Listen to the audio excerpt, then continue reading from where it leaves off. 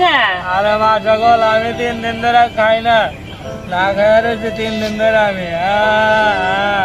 আল্লাহ যারে দিছে তারে কোরআন বলে দিছে, আর যারে কান্দাইছে রে বুঝাগল, তারে খালি কান্দাইছে রে। আয় রে কষ্ট ওরে বন্ধে।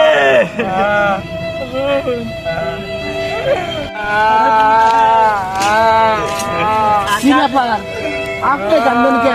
ও নয় 3 দিন ধরে না খেয়ে রয়েছে, ও কান্দতেছে, আপনি কান্দতেছেন কিসের জন্য? এত দুঃখ আমার সহ্য হইতেছে না।